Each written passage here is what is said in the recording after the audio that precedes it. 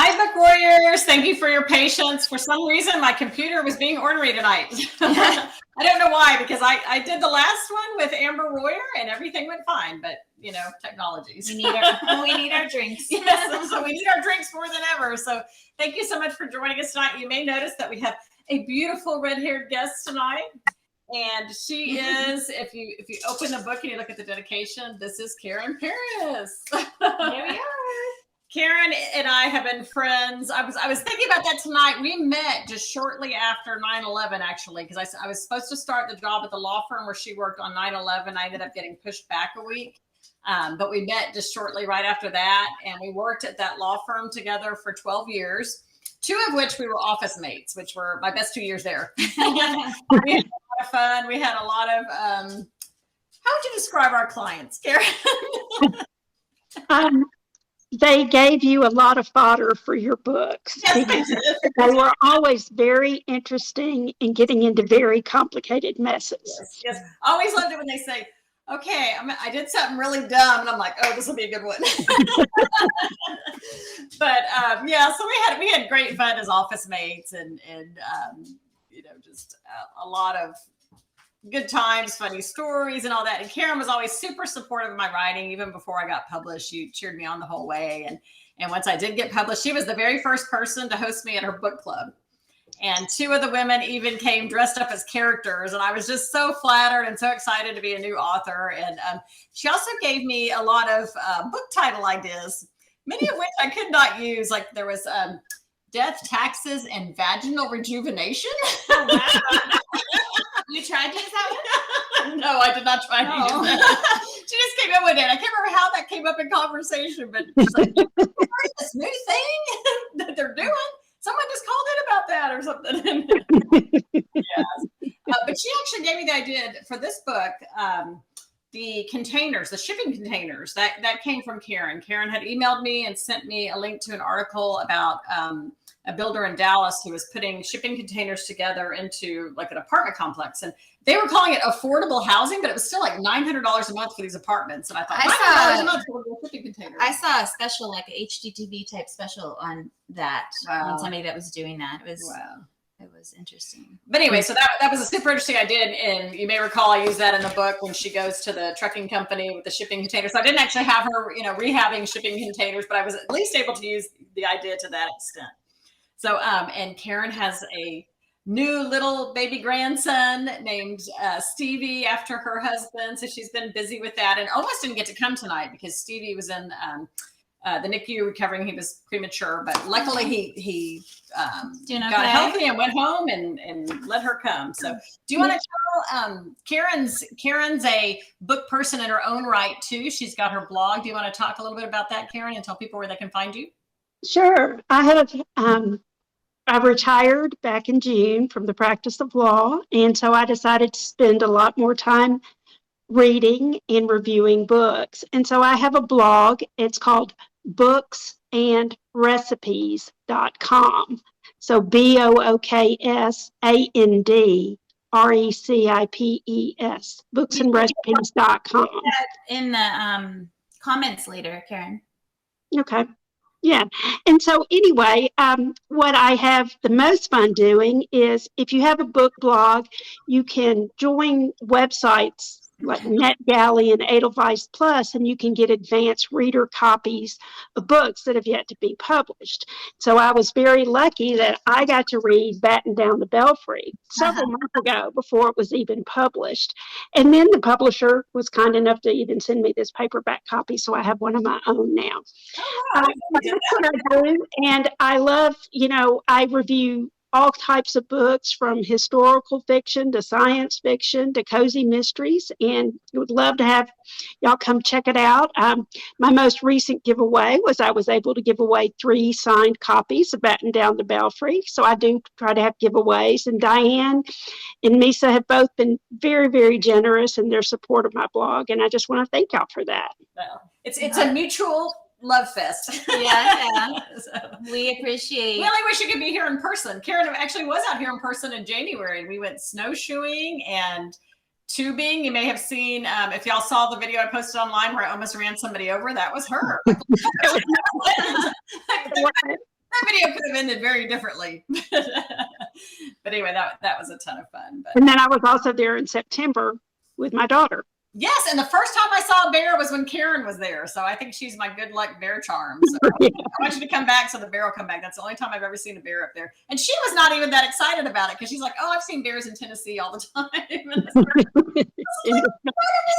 Yeah, that's kind of freaky. Yeah, it was fun. So, but we'll get started making the drinks.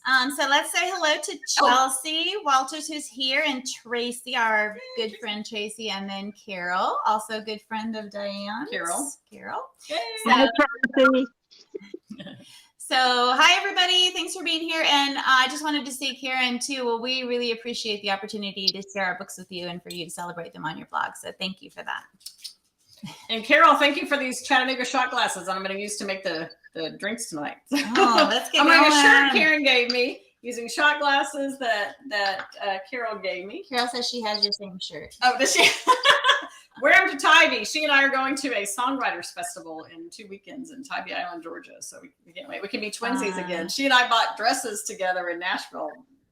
That looked much better on her. She's tall and I saw that dress on you. It looks great on you. What are you talking about? It's not bad, but it looks even better on her. But it was fun. So Yes. Okay, so the drink. Oh, it's in. I'm like looking around, like, what do I need? I need the instructions. Okay, so this is the original Sin Sour Appletinis. And when I was writing this book, and I came up with the idea of making the parsonage or making the old house there, the old parsonage, into a cafe. I thought, I should come up with some recipes that are sort of kind of, Bible-based very loosely. And so that's how I came up with this original Sin Appletini. We don't even have to ask her a question. She just talks. Yeah, I'm not known for being unloquacious. Is that a word?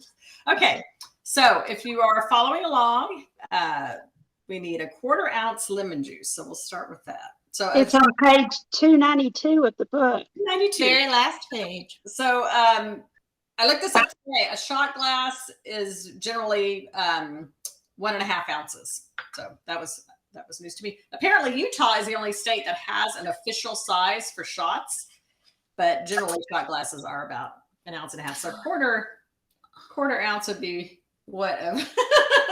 Not quite a fourth, or no, a little more than a fourth, because this is 1.5 ounces. So it'd be a fourth and. What do we need? We need half an ounce? We need a 1/4 ounce. And that's 1.5 ounces? Yes. So we need less than a quarter. We need less than a quarter of that. No, more than a quarter, because if it was a 1/4 ounce. Oh, yeah. We need a 1/4 ounce and then half. Although she was an accountant, so how scary is that? Yeah, that was scary. I think maybe she was trying them beforehand and didn't tell you. Hi, Valerie. So glad you're here. And I am improvising tonight. I actually do not own a shaker, but I do own this. Well, I found this. I was looking around. What can I use? Karen's all fancy over there. But this is actually a tea strainer that you can put like loose leaf tea. Thank you. I can't talk tonight. But I thought this has a strainer. It has a lid that fits on it. This will work perfectly. So that's and it has a quote by Henry David Thoreau: "Live the life you have imagined." I love that saying. So, does your shaker have a cool quote? No, mine is iridescent and psychedelic and from Walmart. Cool. Okay, so we got our how much lemon juice that is. We're eyeballing the 1/4 ounce. 1 ounce. Wait, is this like one? Oh yeah, we're gonna do one. So I need to do even more because I'm making 2 drinks. There we go. Okay, then 1 ounce apple juice or apple cider. I've got apple juice. Hey, we're really doing a lot tonight. We are. Because we're baking too, y'all. Yeah. Tracy says, okay, I'm picking up on the fact that they pre-gamed before the live video started. We actually did not. We didn't. We're always like this. We just get excited. Honestly, we do about talking about our books with people, and especially having a guest tonight. That's pretty cool. Makes us feel like celebrities. Yeah, like Conan O'Brien, or like we're hosting the Late Show. Yeah, the Late Show. We're the early show. The early show, yeah. We're the Bluebird special. Yeah. Okay, so that's apple juice. 1 ounce apple schnapps, which is actually hard to find. I know Karen said she could not find just plain apple schnapps, and I had to go to 2 different liquor stores. And in North Carolina, all the liquor stores are owned by the government. They're called ABC, but some are a little bit smaller than others, and they do have a little bit different inventory. So I had to go to a bigger one to find just plain apple. Let's see, you want to do. I don't know that 1 I've ever ounce. seen apple schnapps. It's always peach schnapps, right? That you overdo in college. That's just me. My favorite schnapps is actually that's pretty. Oh, sour apple. Yep, that's the next thing. Yep, yeah, because there's sour apple and apple. Oh, that's right. You were explaining that.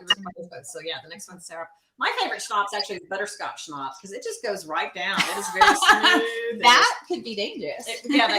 What's that buttery nipple? Is that the drink? Yes, those are so good. Yeah, with Baileys and butterscotch schnapps. Those are yummy. Okay, so 1 ounce of, this is the sour one? Yeah, this is the sour one. Don't forget the double. That one is a very vivid green. Looks kind of like green Kool-Aid. And then 1 ounce. That's not the natural color. Yeah. And then 1 ounce vodka. And I'm using Deep Eddy vodka, which is made in Austin, Texas, where I grew up. So that's why I'm actually not a huge fan of vodka. It's the best. Did you guys plan that? Our daughter lives down in Austin. The one that just had the baby. Nice. My niece is in Austin. I miss Austin. Don't get there as much as I should. Okay.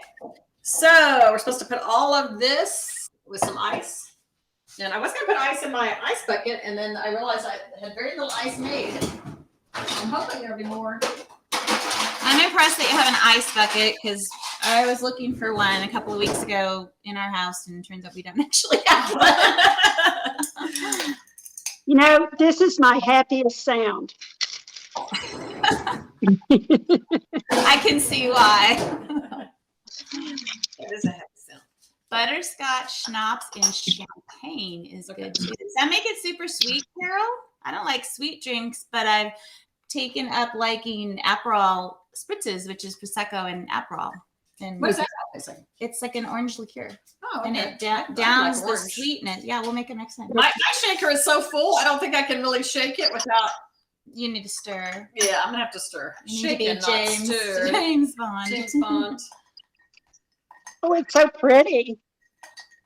Ooh, she's got the fancy actual martini cup. Yeah, I don't have martini glasses either. I'm kind of at that point in life that we've got a big kitchen too, Karen. I don't know if y'all can tell, but like this is my whole kitchen right here. It's perfect. We've got I'm not a huge cook, so it works for us, but there's just no more room for anything. So I'm kind of at that point in my life where it's like I'm trying to get rid of stuff as opposed to adding anything. I love buying stuff on the other hand. I'm always buying new. I just poured that all over your part of the counter. So did I? A little dribble. Dribble. Try to look it up. Yeah. Diane, I'm going to buy you a Boston shaker. If you get one in the mail, you'll know who it's from. They cost about $6 or $7. It's pretty pricey. It'll cost us that much to mail it. Carol says very dry champagne. So what is the driest champagne, Carol? I need to know that because I don't like the sweet. Brut. Brut is dry? Brut is dry. Okay. Oh, we have to garnish it with an apple. Are there varying degrees of dryness with Prosecco? Or is Prosecco well, on champagne, it'll be Brut or extra Brut. I don't know on Prosecco. Brut is not the brand. Brut is like the dryness? Yes. I thought Brut was the brand. No. That tells you what I've seen it on like on labels. Brut and extra Brut are the dry and the extra dry. Okay. Shall we ask you a question while you're garnishing? Okay, that works. All right, I'll go first. We have a bunch of questions, so we'll take turns, Karen. All right. Cheers. Oh, she's still garnishing. Your legal background comes into play with the adverse possession and notary info. I know that you liked writing about white-collar crime. So first of all, I'm not sure if the whole jewel thing is considered white-collar crime. It would be, yeah. Okay. Moving on. basically anything that is non-violent kind of and it involves money, moving money or anything with money is considered white collar. All right, that's kind of what I thought. And if you do it in fancy clothes, if you wear a tie, yeah, basically there's no violence and no confrontation. It's kind of a white collar. And you have to have a good wardrobe. Okay, so it seems that you gravitate towards these types of crimes as with the jewel embezzlement and your death in taxes. That's not really so much a question. Well, I have a lot of it. Some more like statements or observations. Well, it is. Well, I do tend to find it's funny because even though I write mysteries, I really am not someone who really can tolerate a lot of violence, and I don't read thrillers. I don't like TV shows that are super violent. Generally, I forced myself to watch Breaking Bad and Game of Thrones, but both times I had to kind of abort the mission and kind of take some time off and then go back to it with a new mindset that this is, what I was in for.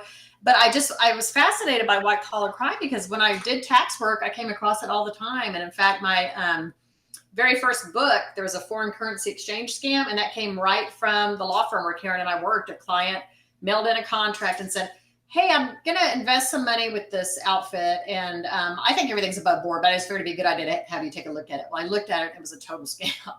And this guy was about to send $100,000 to these people. Oh, wow. And I was just like, oh, my God. And people think there's so much more regulation and stuff that happens. And, if people put on a good show, people get sucked in, so it's so widespread. I know it happens with well, especially in Texas, and then I just read something on our next door here, but in Texas, after the hailstorms, those roofers are, bad news. Yeah, I think I've mentioned that in some of my books too. Maybe my pawn enforcement one. There was a guy going around just doing.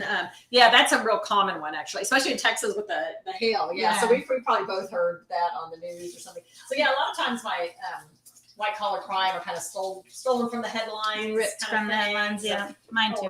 Yeah, but I just find it fascinating. I guess because I had an accounting background and then doing the legal stuff. It's just it's so intricate, and the way the people do it, they have to be pretty smart to do it. Mm-hmm. So it fascinates me that if somebody's intelligent enough to do these things, why do they not use that for good. Legitimate job? Imagine what they could accomplish. Yeah, it's just. Tracy real quick says, not a question, but props for the shout out to the highlights magazine in the book. Search. Cheers, Karen. Cheers to everybody who's with us and watching it on replay later. Do we take a bite of the apple? We'll just make it pretty. Ooh, okay, well, now I have a question.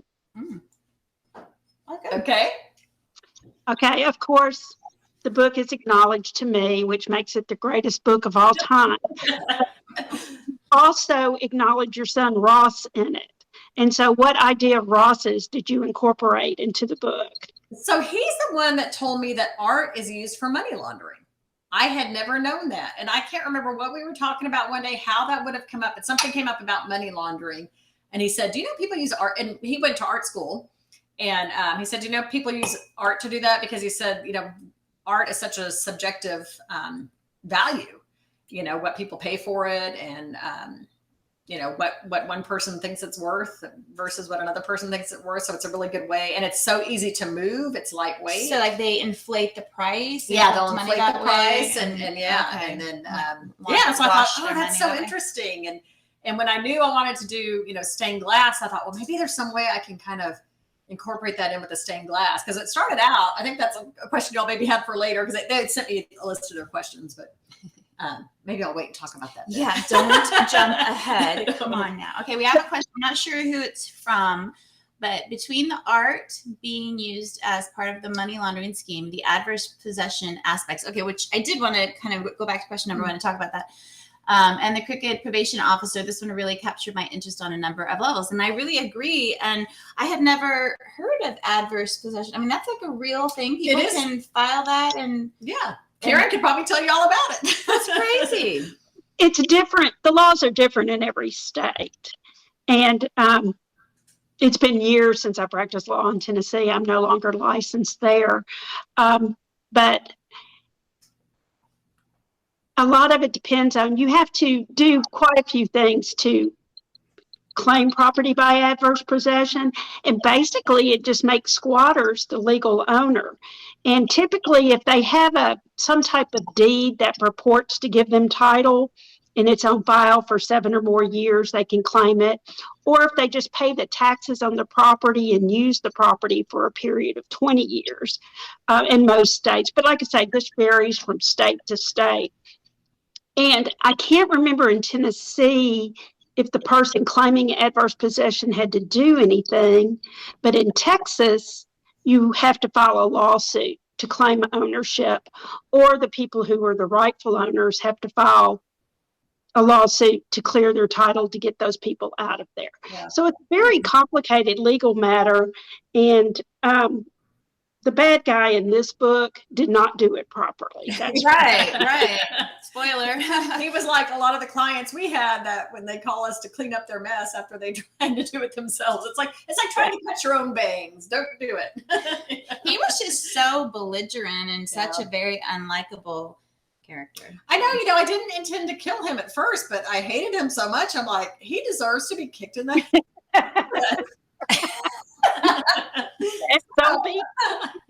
Yeah, I didn't like that he was so mean to the animals. That was actually kind of hard to write, even though it was fictional. It's like, oh, I don't want him to be mean to the animals, but that to me, if you want to make people love a character, have them be nice to animals. If you want to hate a character, have them be mean to animals. Yeah. Plus, I thought I had never done like a second death in one that wasn't tied in, so I thought that was kind of fun to sort of throw that in there as because it you kept going back and forth between the horse breeding, illegal stud, whatever, and then the jewel thing, and so it kept, as me the reader, it kept me a little bit off balance, unsure, like, are they connected, what are we missing, like, where's the thread that's gonna tie them up together, and so I don't know, it kept me a little off balance in that way, like wondering, what am I missing? Well, I am getting, by and large, I get pretty good reviews, which I'm very, very grateful for, but these reviews are coming in even just a little bit higher than usual. So I'm excited about that. I was kind of trying to figure that out. So maybe it is that it's a little more intricate plot. So, so y'all tell me what makes you give something a higher review than another book? Well, if you dedicate the book to me, 5 stars, right? Well, 10 stars. 10 stars. My last Paw Enforcement got pretty high reviews too, and I had a lot of forensics in that. So I thought, okay, people really like learning forensics. So I'm hoping when they do Writers Police Academy again, they had it in Raleigh last time, which is just right down the road from us. I saw something that it's in like Wisconsin or Minnesota or something. Okay, they moved it back to there. So I don't know names here, because it doesn't say, but I loved it when Buck put Sibley down about being his own attorney, and Sibley was too stupid to get it. That's pretty funny. Yeah. All right, we're taking a momentary hiatus from questions to begin the stained glass cookies, which is perfect because the next, actually, I don't know if you can talk and do that at the same time, but probably not, especially after drinking that Easiest Sin or the original Sin. You've had 2 sips. It says, I know you're interested in stained glass, and did that influence Laurel and her artistry and that element in the book? So you can talk about stained glass as you talk about your cookies. Okay. That's perfect timing. So years ago when I lived in San Jose, California, my kids were little, a friend of mine said, hey, I just signed up for this stained glass making class, at the rec center. Do you want to take this class with me? And I thought, that sounds interesting. I always had thought stained glass was pretty, I grew up Catholic, so spent a lot of time staring out windows during a boring mass. and I thought, that'll be fun. So we went and we did this class together and, kind of learned the process. And I decided I was going to make night lights for my kids. So my son was like 3, my daughter was like 4. And so I was going to make, for my son, I was going to make a little train. And for my daughter, I was going to make a moon with little clouds coming and stars coming out like beside it. And I got to the point where all the pieces were foiled. They, where you put like foil stuff on the edge of the glass. They were, cut, shaped, foiled. And then the next step is that you solder them. But the class ran out of time. And so I didn't get to do it. But the soldering you could do at home. But the one thing that really kind of concerned me was that the glass contained lead and the solder contained lead. And I had little kids at home. So I'm just like, so I put the glass in some bags, and I had it for all these years and never did anything with it. So I had these, pieces that were going to be put together for Nightlight. Well, when I was writing this book, I thought, I need to do that now. The kids are grown up now. They're not even in the house. And so I went to a stained glass store, bought a soldering iron, bought the stuff I needed, bought some more glass. I want to do some more projects, and finally made their Nightlight. So I'm giving my 26-year-old son, here, honey, I finally made your Nightlight. He's like, oh, great, little train. But anyway, it was fun to pick that back up again. And I'm hoping, when I have some spare time, maybe this summer, because it's best to do it outside because it puts off fumes and stuff. So was your interest in stained glass what brought it, or was it that it was a church? It was kind of both, because the church idea I got from the Ryman Auditorium in Nashville, which started out as a church and then was reinvented as an entertainment venue. So I was kind of basing this remodel on that. Kind of like with the motel being redone, a little bit of that idea came from the Loveless Cafe, which was an old roadside motel in Nashville that was repurposed as shops in a restaurant. So I started thinking about, okay, well, churches have stained glass, that'd be pretty. And then when I was looking up recipes that were kind of church related, I just typed in stained glass recipe, and 2 recipes popped up for cookies. And one was, I almost want to say it was a no-bake cookie, but it might have been baked. But it had it almost looked more like Rocky Road. Like it had marshmallows and things like that in there. So it had a lot of color and was interesting that way. But these ones actually looked like glass. So that's why I chose to put this one in the book. And on that note, let's do some baking. Okay, so here's a bunch of measuring things and stuff. Okay, so the first thing we need is... I like this placement of the bowl in front of him. Yeah, this hides the... Yeah. Okay, so we need 1.5 cups of white flour. You want me to measure? So here, do you want... Yeah, you each need 1.5. Oh, we're doing 2 batches? Yeah, you can do a batch and I can do a batch. Yeah, because it doesn't make a very big batch. Okay. 1.5? Yeah. And then 3/4 teaspoon baking soda. So I'll just put this in both of yours. Do you do both of mine? What? If you put that in mine, I'll put mine in yours. If you do mine, I'll do yours. Okay. 3/4 teaspoon. That's baking powder. Maybe 1/2 teaspoon of this. Okay, I'm gonna do the baking soda first, 3/4 teaspoon. And I'm curious whether anybody tried this recipe. I know Karen did. Not yet. It's a very cool idea. Yeah, when I found it, I was like, oh, that's neat. I never knew you could melt candies, because it's candies that make the glass. But you know what is surprising is I had a really hard time finding hard Lifesavers and hard Jolly Ranchers. I don't know. Did you have that problem, Karen? Or did you find them right off? Well, hang on a second. I found them right off, but just a minute. Okay, baking powder, 1/2 teaspoon. I had to buy the most giant bag you've ever seen. Oh my gosh. Have a few Jolly Ranchers. Everything now is gummies. Yeah. So I have more Jolly Ranchers than I could eat in a lifetime, but I figure they'll keep till Halloween. Oh, yeah, that's a good idea. Yeah, I think the lifespan of some of those candies is forever. Okay, 1/2 teaspoon salt. Oh, here you want to do 5 flavors, so I had 5 different colors, so that was good. Okay, so 1/2 teaspoon salt. And then do you want to do the 1/2 cup sugar? Straight into this? Yeah. Have you made these before? Mm-hmm. Yeah, because I have just for this you sampled it? You did? Yeah. Okay, and then 1/2 cup? Yeah, 1/2 cup. And then 6 tablespoons oil. Oh, right into the no softening butter or anything. Nope. This is a vegan recipe. Oh.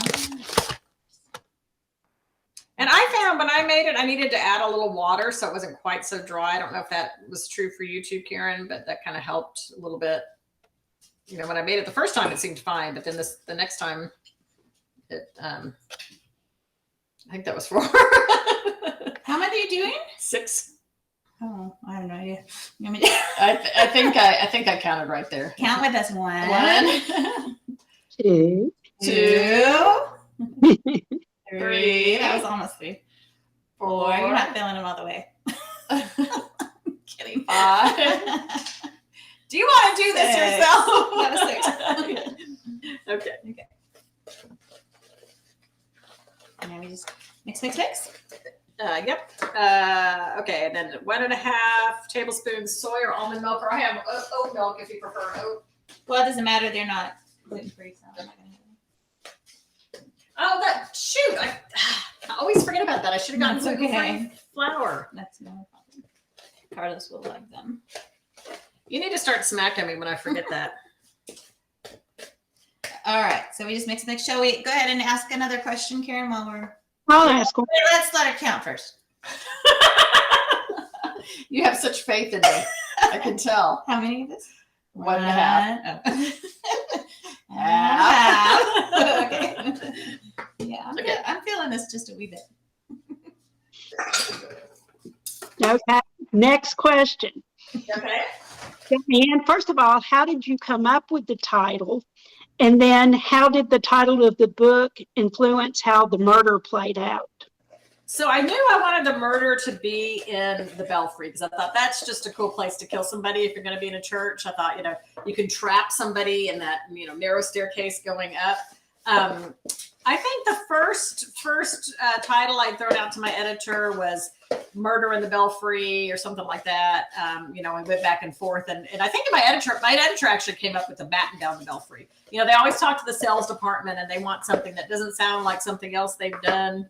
So they have input on a lot of that. I never had to worry about that with my Death and Taxes series because those titles were always kind of so unique anyway. But so it's kind of a joint effort. But I just figured that was kind of a cool place to die. To kill somebody. So the title came after you. So you started writing because you knew. Yeah. Okay. Yeah. So the place of the death, came first.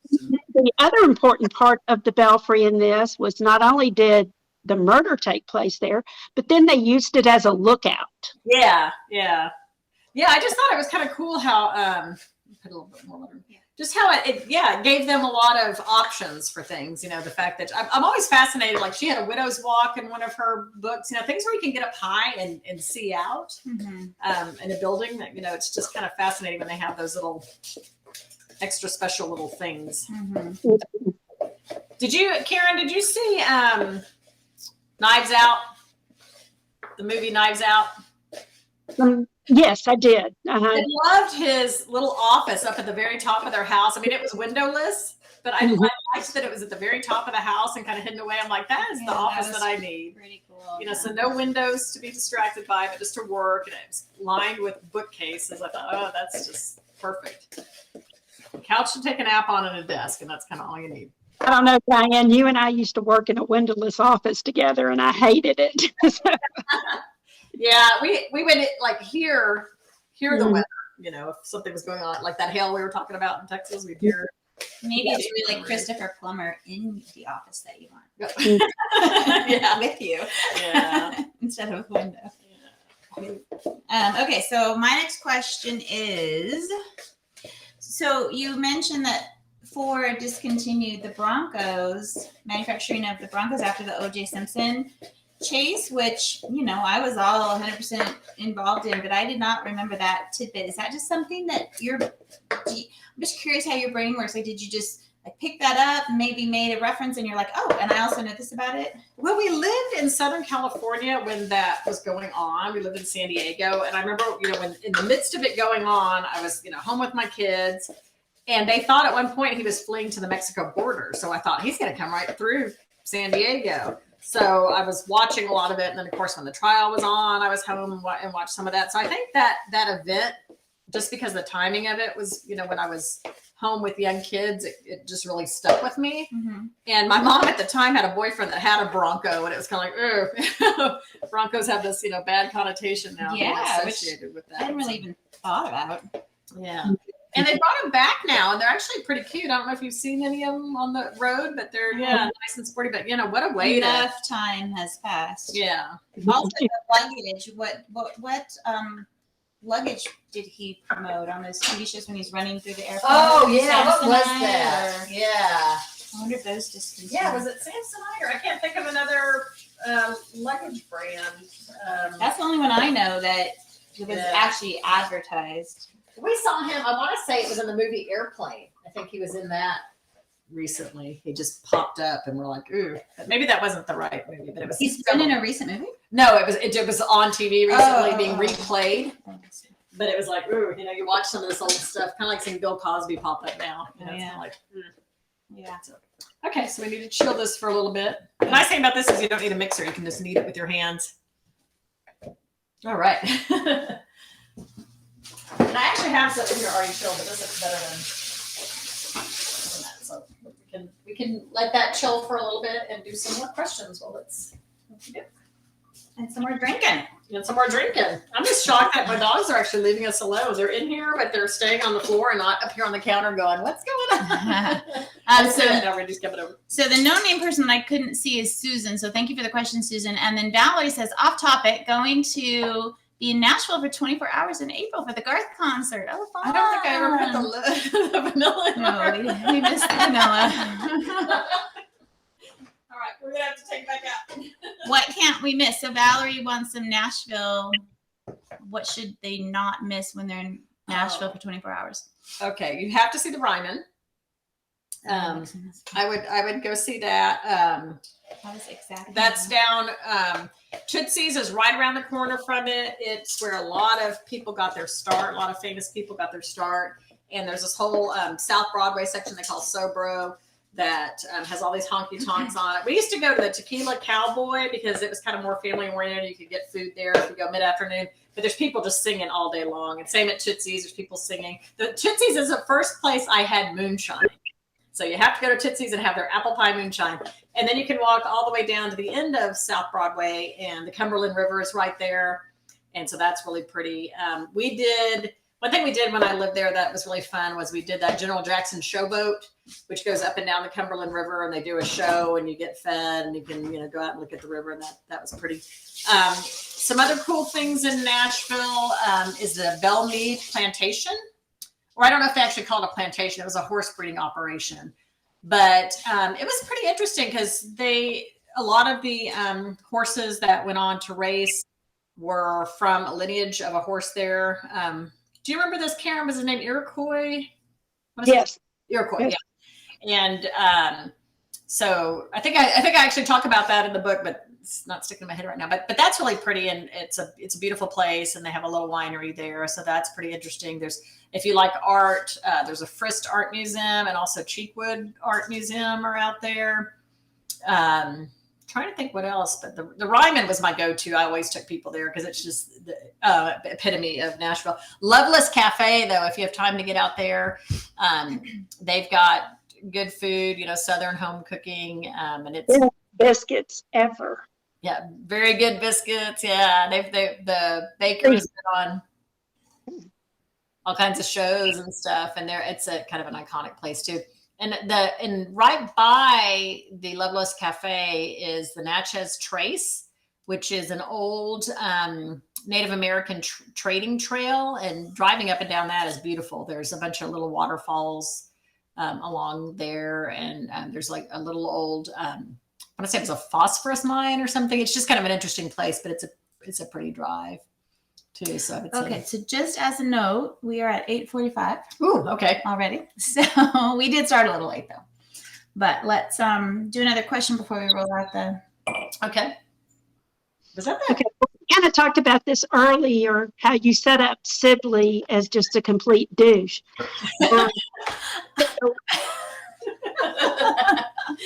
Say that on Facebook, I don't know.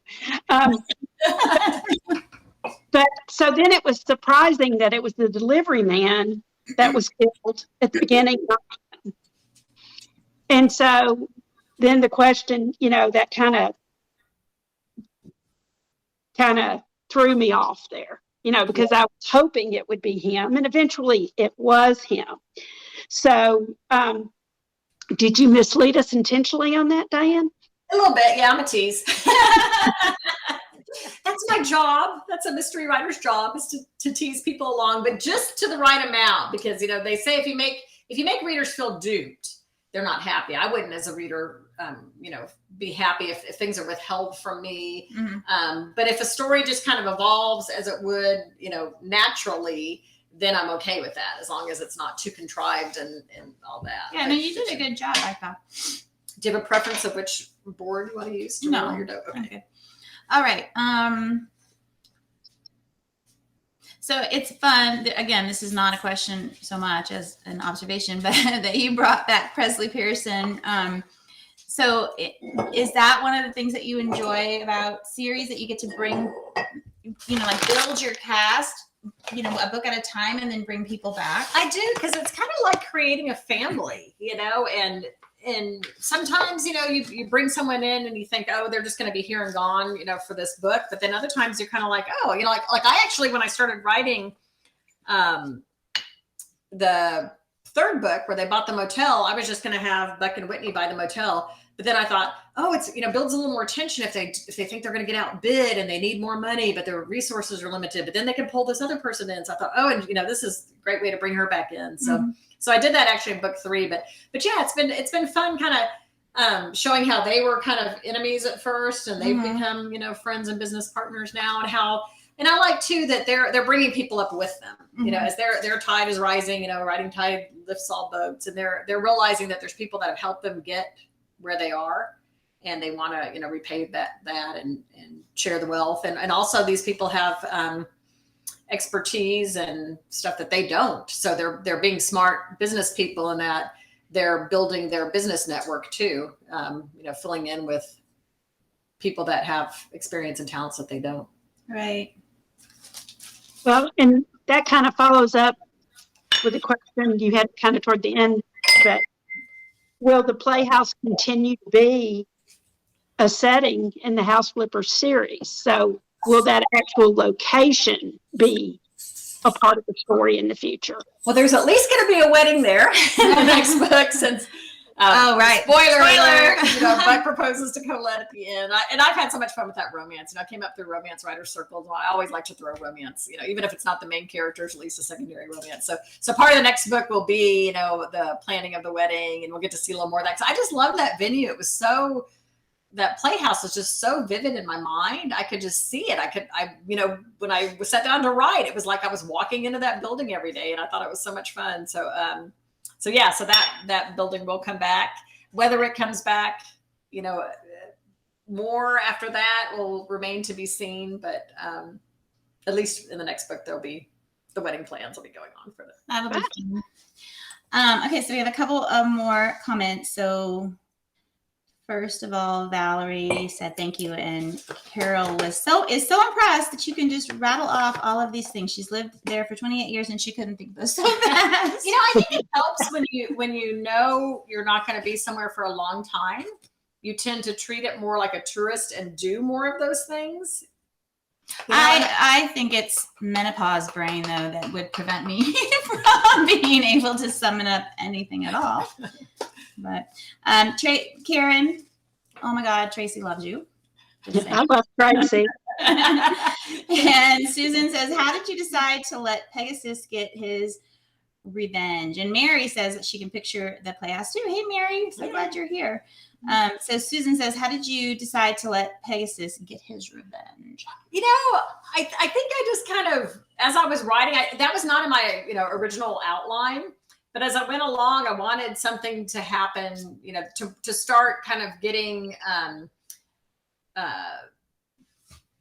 suspects off the list. And so I thought, well, what can I do to get him off the list? And, we still had the outstanding, adverse possession thing. And I thought, that horse needs to get revenge. I want that horse to get revenge. So yeah, that was fun. And actually, not on such a funny terms, but my brother-in-law grew up in a family that had a lot of horses, and his father had gotten kicked in the chest by a horse, and it was touching. This has been years ago, and it was touch and go when it happened. It was a big deal because that can be extremely damaging. Yeah. So and that's just kind of stuck with me of how much that would hurt, and so you never walk behind a horse. My grandmother had a horse. Yeah, she was a horse woman from Texas, and then she had a horse in California, and that was the first thing that she made sure we knew. Yeah. Kids. One of my nephews one time, my sister has horses, and he was trying to get to the other side of the horse, and I guess he knew you don't walk behind one, so he just went under it. And we both went. I mean, he did it so fast we didn't have time to say, Mason, don't do that. But we were both just like, after he did it, we're both just like, holy crap, he could have gotten trampled if that horse. But he had his hand on the horse the whole time, which was smart, so the horse knew where he was. But the horse did not move, thank God, because it was a pretty spirited horse. But yeah, that was kind of crazy. So, all right, do we want to roll? Yeah. Just roll a few to get them in the oven. Yeah, so technically you're supposed to refrigerate this for about half an hour to get cold, but we're going to go ahead just as is. Okay, so do you want the mommy rolling pin or the baby rolling pin? Which do you want? I'll do it. I'll do the baby. I have the mommy. All right. Do you want to ask? Go ahead, Karen. Well, the next one I think we kind of already talked about, didn't we? I'm sorry, what? Next question we kind of already talked about, didn't we? About the gems and the stained glass. Yeah, so we can skip that one. Yeah. So but let's kind of focus on that, because you talked about art and you talked as being a way to money launder, and you talked about stained glass. But what made you think to actually put gems in the art? Yeah, that was clever. Well, when I was researching stained glass, I did find that you can buy little glass jewels. And I thought, oh, that's interesting, that you can put these little, added little things on there. And I thought, there you go. Putting real gems in there in place of those gems and hiding it kind of in plain sight. I just thought that was kind of a fun thing to do. That was super clever. Very, very clever. And one other thing, where did you come up with the idea of the probation officer tying all these people together? I found that was very interesting. Well, I was trying to figure out, how this, I wanted it to be kind of where people had been duped into doing things and didn't really know who they were working for. And, you hear about a lot of people who work in law enforcement or things like that, where they get frustrated seeing people get away with things and sometimes kind of turn to the dark side. And so I thought that would be kind of an interesting character, especially if things get out of control. One thing I did actually worry about with that is I was hoping readers would not feel duped in the sense that he was not on the page really until near the end. The concept was there, but no one has said that. So I think I did a good job in kind of hinting at, okay, everybody's got a probation officer. So it's kind of planted as a clue that was a connection that they all had. Yeah. And I think I liked that it was the common denominator between people. Yeah. Yeah. Mm-hmm. So once I read it, then I looked back and then I thought back, and then it all kind of came together, and I thought, oh, okay, well, that makes sense. But it really surprised me, and it was so, I'm just like, dang, how does Diane come up with this stuff? I do feel like this one was exceptionally well plotted. Sometimes ideas just come to me, and then other times they don't. Sometimes writing a book is like pulling teeth, and there's kind of no rhyme or reason to it. Sometimes these ideas no rhyming. Right. No rhyme and reason. But yeah, this one just kind of seemed like it had a lot of divine intervention or something. Okay, so with these cookie cutters, what you want to do is you want to get cookie cutters of graduated sizes. So like here I've got 2 flowers that are graduated sizes, because you're going to make 1 cookie of just the regular cookie. I'll move this. And I'll bring over my rusty pan. That we can set them on. So how this works to make basically a frame for your stained glass is you cut the first cookie with the bigger cookie cutter. Then you cut another one that same size. So you have another one to sit on top of it, except before you put it on top, you cut out and make a little frame by cutting out the smaller. It's very clever. Yeah, I wish I could claim credit. I totally found this online. Still. But so that way you have like a little frame that you're then lying on top of your cookie. Yeah, and hope it doesn't break as you do it. Yeah. Melissa had a good point. You hope it doesn't break. So you don't want to use cookie cutters that are too close in size, because then your frame will be too skinny and it will be harder to manipulate. So it's easier if they're at least like a 1/4 inch, 1/2 inch difference in size. Yeah, that one did break in half to pieces. Well, Diane, I cheated. And I didn't make a frame. If you use a silicone baking mat, nothing will stick to it. And when I made mine, so here's an example. Oh, cute. That is so cute with those colors.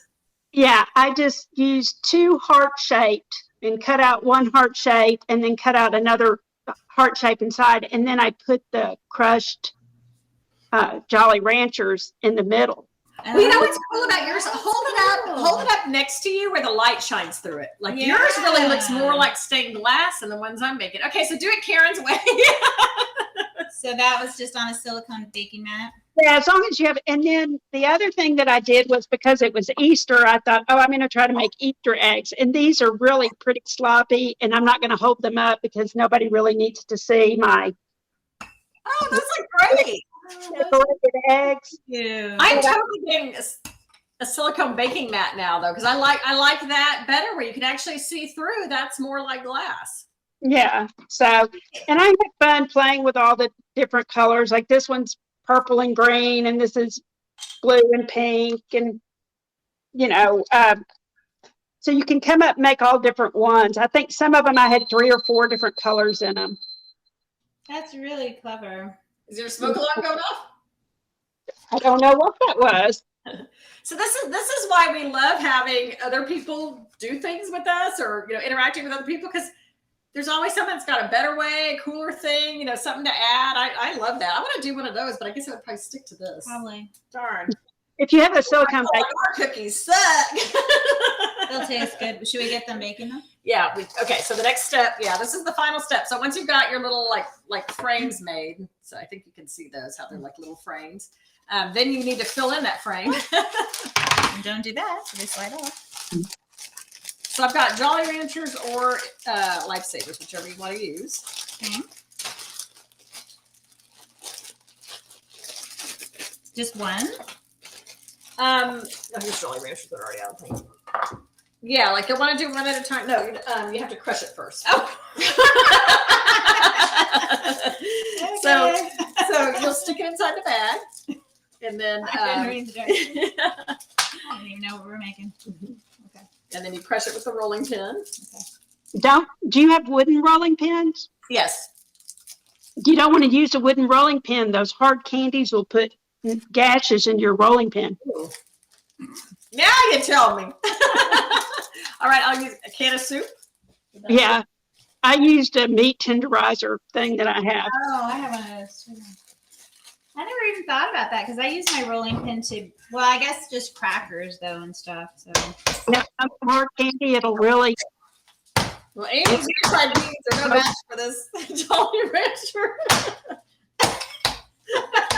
I'm ditching the can. Yeah, I think I'm just gonna have to use it, even if it's. This one, honestly, I think was a toy. I think it came with something that Lindsay had when she was little, but it actually worked. Well, my candy popped out of the. how fine does it have to be? That's good enough. Yeah. Behold, crushed Lifesavers. Yeah, and I like the idea of mixing it together. That was cool, Karen.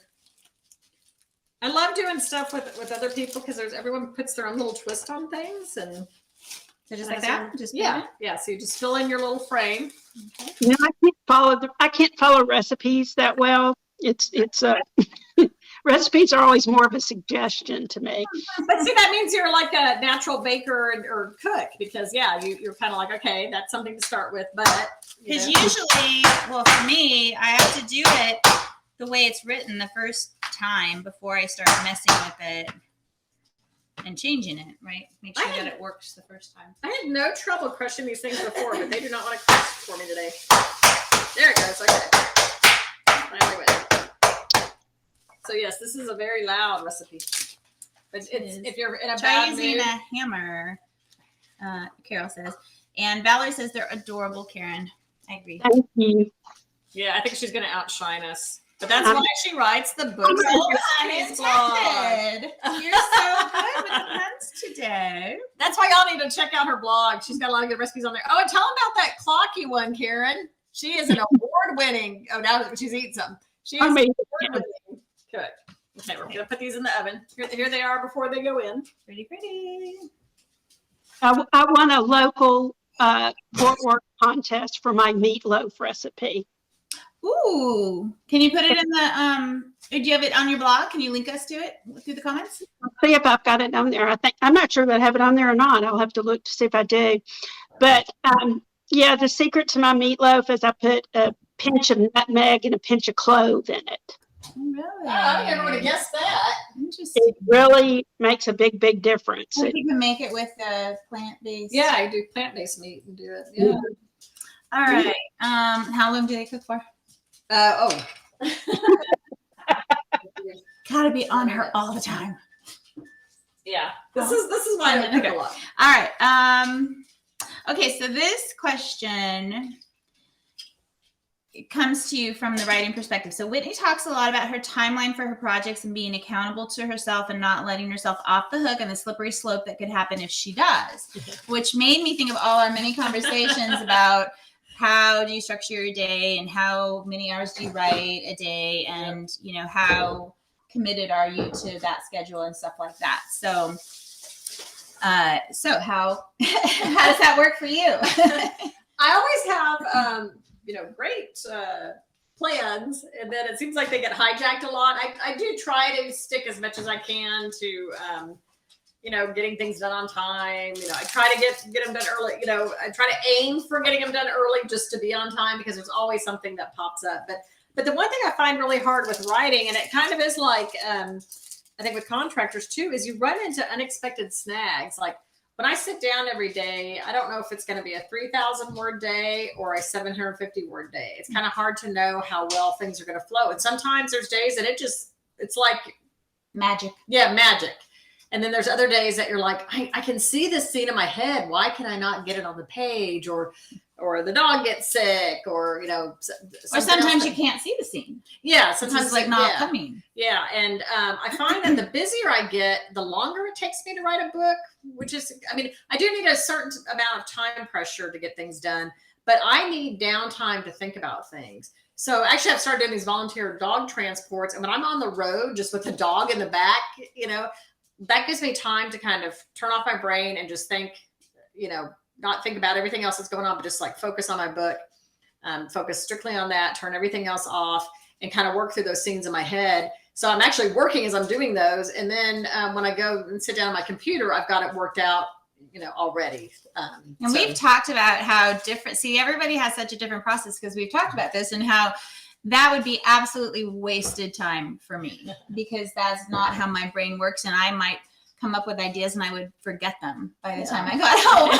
So sometimes I jot really cryptic notes down, it's on a little pad of paper next to me and it'll be like 3 words. And I'll be like, what was I saying? What did I mean by that or whatever? But my process is like thinking brain writing. Like so much of my thought process happens as I'm typing. Writing. Really? Yeah, not for me. I have to know what's happening beforehand or Yeah, it's funny how every writer's very different, and some are very big planners and some that are more like you would fly by the seat of your pants or it happens, the process happens then. It's not, but it all ends up in the same place, so. Yeah, well, fly by the seat of my pants. Overstating the matter. Okay. That's a good question. How did you know about the binocular app? Yeah. I actually looked that up because I thought, okay, how is she going to see what's going on over there? And what if there's a binoculars app? There is a binoculars app. It was so cool. It was just it's amazing what we learn, just like silly things like that when you're writing a book and you have to research stuff, to find things out. I've learned so many just weird details about things that, that one was actually kind of useful. Yeah, I put it on my phone and I've used it since then for things. Yeah, and I like how she came back and used it again from the Belfry. Yeah. So it wasn't just a one-off, some contrivance that she had to use there, but she used it again. That was pretty. And that was kind of a serendipitous thing that just popped up. As I was writing. So.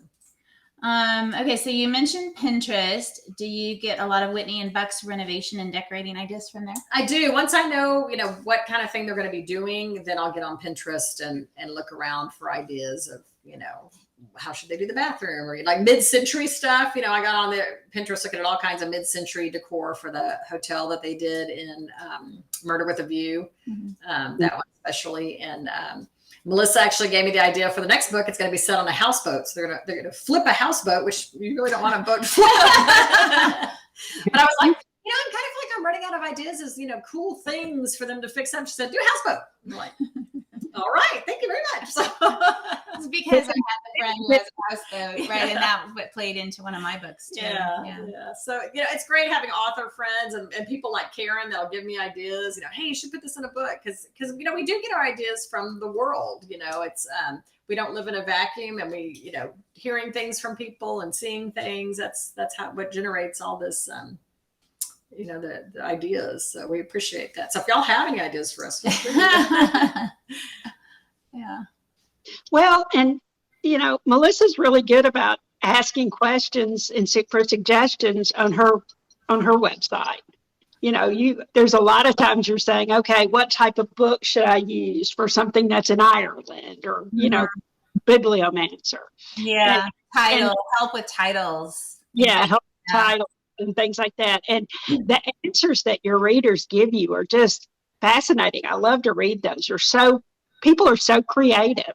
I know, and so willing and generous and willing to help, which is so great. It's so nice to see people just willing to, take a moment and just type something to help somebody else out, which I think is really nice. You don't always see all of that, Well, and readers, by and large, are smart people and creative people and interesting people, and they know a lot because they read a lot. So yeah, they've got a lot to offer. When I wrote Murder with a View, I said, okay, I'm going to be writing the song Party in the Pasture, and I asked for some lyrics, and people gave me some great lyrics. Somebody had said, I can't see past your eyes.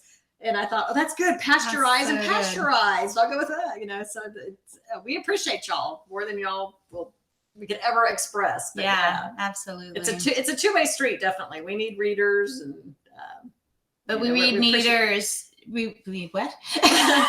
we need readers to read, but we appreciate how committed you all are to what we do and to helping and just being there. Yeah, and even like being here tonight, just that you have an interest in what we're doing, it keeps us going. It's very inspiring, uplifting. We appreciate it. And Karen, being part of the industry with her blog, that's wonderful too. It helps connect readers and books and authors. We appreciate all that. So she's basically working almost full time again, doing all that. Like, how many hours a week do you put in? Oh, for your blogging? Yeah, well, it's really dropped lately because I started playing pickleball and then have my new grandson, and so I got a boyfriend now. So my hobbies are changing a bit. That's awesome.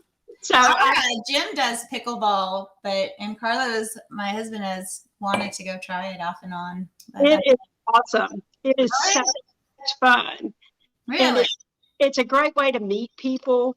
And I'm taking courses at the local community college in the county where I live.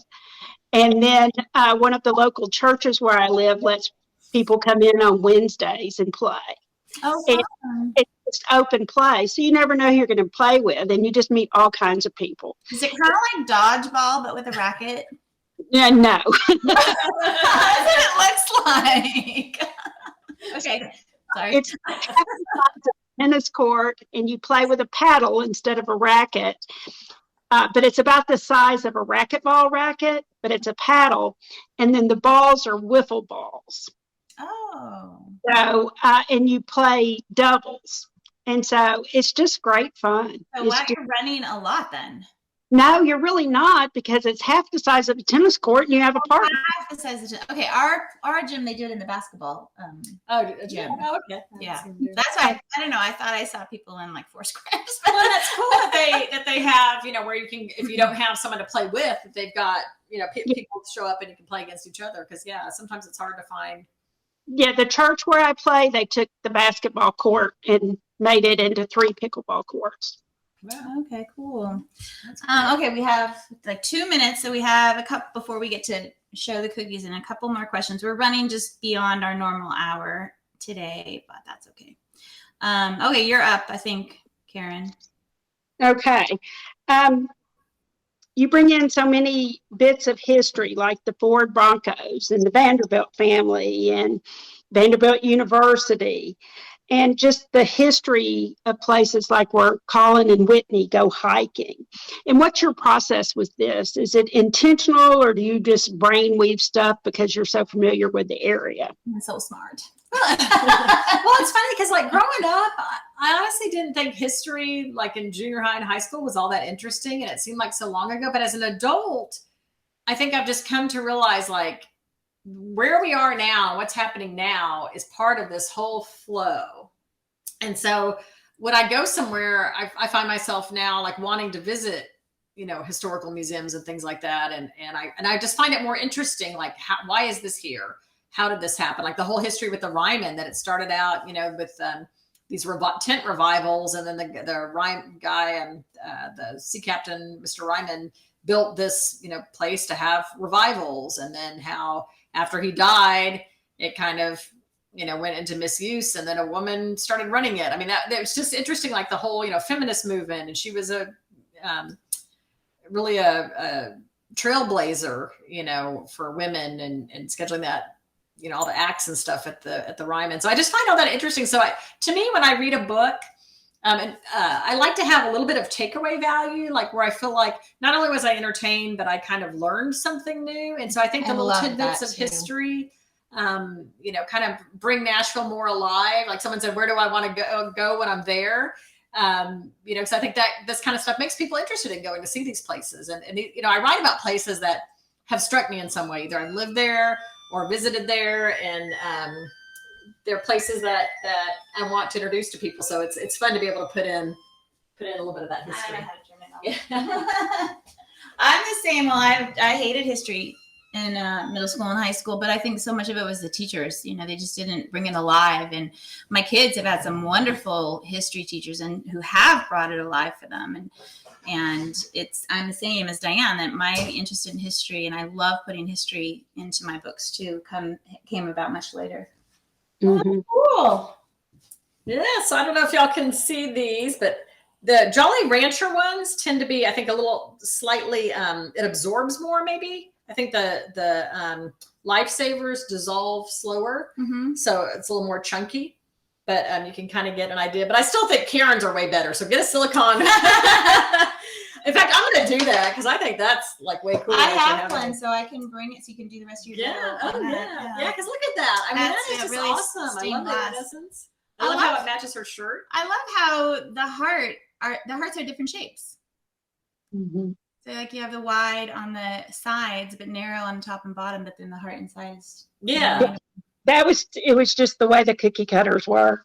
The way the cookie cuts. All right, Diane, what is, I know that you have so much on your plate. So tell us what else is in the works for you. So right now I'm working on the next moonshine book, which is the third of my contract. So we'll see if I get contracted for more of those. This is the last one. What's it called? We don't have a title yet. We've been debating titles, but it's going to involve a winery, a wine and shine event, and a bluegrass band. Wine and shine is fun. Yeah, I know. That's a good title. So when that book comes out, we'll have wine and shine. Have a wine off, shine off. But I've also discovered, living in Tennessee, North Carolina, that I actually like bluegrass music. I know some people think it's kind of hokey, but it's cute and it's lively, and it kind of, to me, sounds a little bit like Irish folk music. And I think there's probably something of that, in that. It's really happy music. Yeah, it's happy music. It's lively. So I wanted to bring a bluegrass band into the story. And actually, some of the best places I've seen bluegrass have been in Gatlinburg at the Old Smoky Moonshine. They have this little place where you can sit outside. I will try to find a video. Last time I was there with one of my friends, there was a man who had to be in his 80s. Total white hair, but he was in good shape. But he came out and he had on those white clogging shoes, and he was dancing around. And he came over to me and started like doing his rear end. How fun. He was a hoot, but Well, now, Diane, one of my suggestions I gave you years ago was my friend who was a bluegrass musician, and he named his daughter Amanda Lynn. Oh my gosh, that's so funny. Yeah, That's really great. cute. Went by the name. She was Amanda Lynn. It could be Benjamin Joseph and be Benjo. It's almost like banjo. Not quite as good, but That's great. Amanda Lynn, that's hilarious. So, okay, but moonshine, then what else? Oh, and then as soon as I'm done with that, I have 6 weeks later, I have my next Mountain Lodge mystery book due, which is called A Trip of Trouble.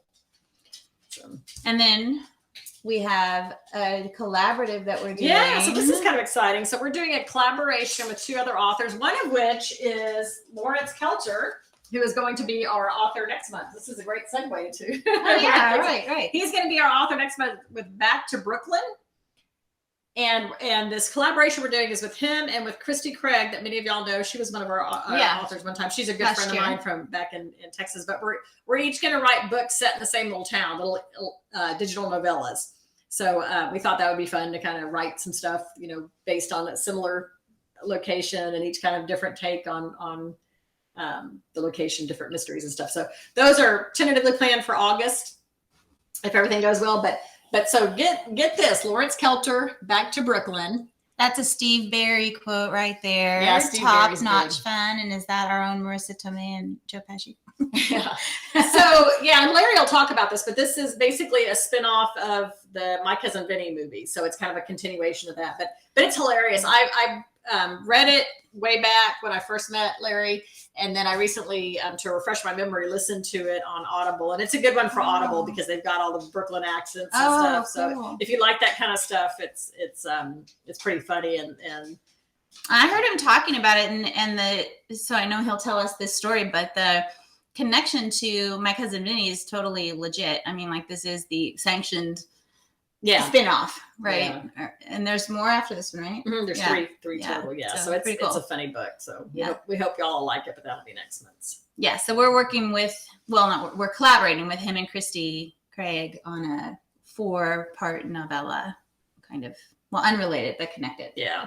We're doing some new cool stuff. Yeah. Well, you guys, thank you for being here and sticking around with us for longer than usual. And Karen, it was nice to meet you guys. Thank you so much, Karen. Thanks for being here. Thank you for all the inspiration all these years, giving me ideas. Keep them coming. Yeah. And thanks for outshining me on the cookies. Thanks a lot for that. Another pun. This is a night of puns. I'm actually glad you did because they're beautiful. Bye-bye. Okay, bye, y'all.